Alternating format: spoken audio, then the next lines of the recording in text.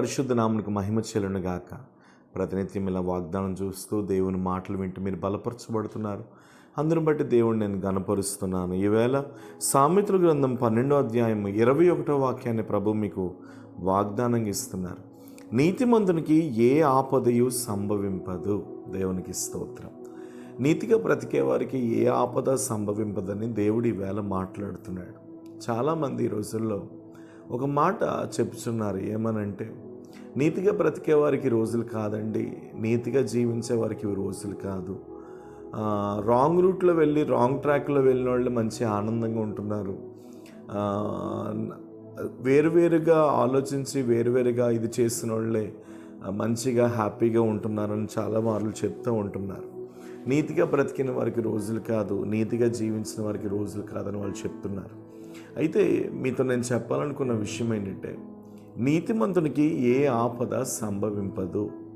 ఒకవేళ మీరు ఎవరైనా, మీలో ఈ వాగ్దానం చూస్తున్న వాళ్ళు ఎవరైనా, నేను నీతిగా బ్రతుకుతున్నానండి కానీ నాకు చాలా శోధనలు వస్తున్నాయి, నేను నీతిగా బ్రతుకుతున్నానండి కానీ నాకు చాలా ఉపద్రవాలు ఎదురవుతున్నాయని మీలో ఎవరైనా బాధపడితే, దేవుడు సెలవిస్తున్నాడు, నీతిగా బ్రతికేవానికి ఏ ఆపద సంభవింపదు అని దేవుడు మాట్లాడుచున్నాడు.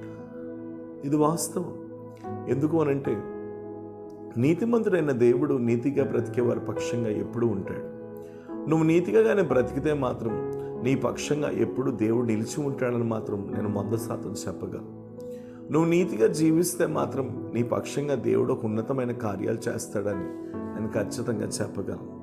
బైబిల్ సెలవిస్తుంది, నీతిగా బ్రతికే వారి పక్షంగా దేవుడు ఎప్పుడు వ్యాజ్యమాడే దేవుడై ఉన్నాడు.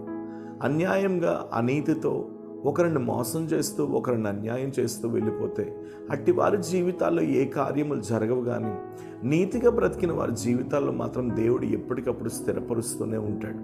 కానీ ఒక మాట మీతో చెప్తున్నాను, ఆ నీతి ఎలా వస్తుంది మనకంటే, యేసు రక్తంలో కడగబడట ద్వారా మనం నీతిమంతులుగా చేయబడ్డాం.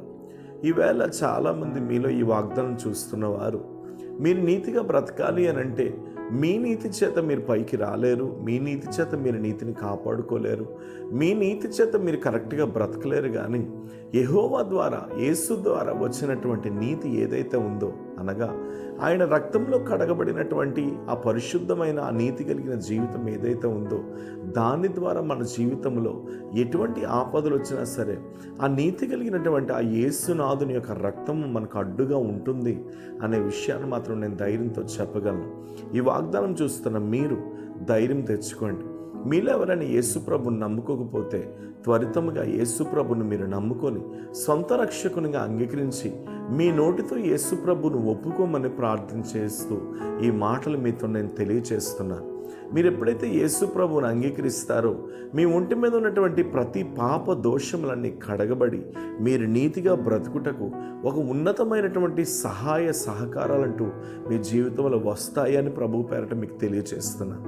కాబట్టి మీరు ధైర్యం తెచ్చుకోండి, నిబ్బరము కలిగి ఉండండి. దేవుడు నమ్మదగినవాడు.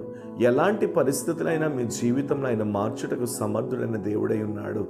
ఆపదలనేవి మీ జీవితంలో ఎన్ని వచ్చినా ఆపదల్లో నన్ను తప్పించుటకు దేవుడు సమర్థుడిగా ఉన్నట్లుగా లేఖనాలు సెలవిస్తున్నాయి, బైబిల్ సెలవిస్తున్నది. సాధారణంగా మనుషులకు కలుగు శోధన తప్ప ఏదీ మీకు సంభవింపలేదు. దేవుడు నమ్మదగినవాడు. శోధనతో కూడా తప్పించుకునే మార్గమును దేవుడు కలుగుజేయను అని దేవుడు సెలవిస్తున్నాడు. కాబట్టి మీ జీవితంలో ఎలాంటి శోధనలు ఎదురైనా, ఎలాంటి కష్టములు ఎదురైనా, ఎలాంటి బాధలు ఎదురైనా, ఎలాంటి ఇరుకులు ఎదురైనా, ఎలాంటి విధమైనటువంటి కన్నీళ్లు ఎదురైనా మీరు ధైర్యం తెచ్చుకోండి. యేసు ప్రభు మీ పక్షంగా ఒక ఉన్నతమైన కార్యములు చేయబోచున్నట్లుగా ఈవేళ నేను ధైర్యంతో చెప్పగలను. కాబట్టి నీతిమంతునిగా మీరు బ్రతకగలిగితే మాత్రం, యేసయ్యను మీరు నమ్ముకొని నీతిగా కానీ మీరు జీవించగలిగితే మాత్రం ఏ ఆపద మీ జీవితంలో సంభవింపదు. దేవుడు నమ్మదగినవాడు. మనుషులు మరిచినను యేసు మనల్ని మరవడు. బైబిల్ సెలవిస్తుంది, వాగ్దానం చేసిన దేవుడు నమ్మదగిన దేవుడు. మనుషులు మరిచినా ఆయన మరిచిపోడు, రాజులు విడిచినా ఆయన విడిచిపోడు. ఆయన మన పక్షంగా ఉండి కదిలిపోకుండా మనల్ని ఎప్పటికప్పుడు భద్రపరిచే దేవుడిగా మనకు కనబడుచున్నాడు. కాబట్టి ఈ రోజున ఈ వాగ్దానం చూస్తున్న మీలో ఎవరు ఏ శోధనలో, ఏ వేదనలో, ఏ కన్నీటిలో, ఏ బాధల్లో, ఏ దుఃఖంలో మీరు నలిగిపోతూ, కృంగిపోతూ, సోలిపోతూ, సొమ్మసిల్లిపోతూ, అలిసిపోతూ ఉన్నారో, మీ జీవితమును తిరిగి లేపుటకు నా యేసు సజీవుడిగా ఇప్పుడే నిలిచి ఉన్నాడు. నా యేసు సజీవుడై మీ కొరకు చేతులు చాపుచున్నాడు. బైబిల్ సెలవిచ్చుచున్నది, ప్రయాసపడి భారం మోయిచున్న సమస్త జనులారా నా యొద్దకు రండి, నేను మీకు విశ్రాంతిని కలుగుచేతునన్న దేవుని మాట మీ జీవితంలో నెరవేర్పులోనికి రాబోచున్నది.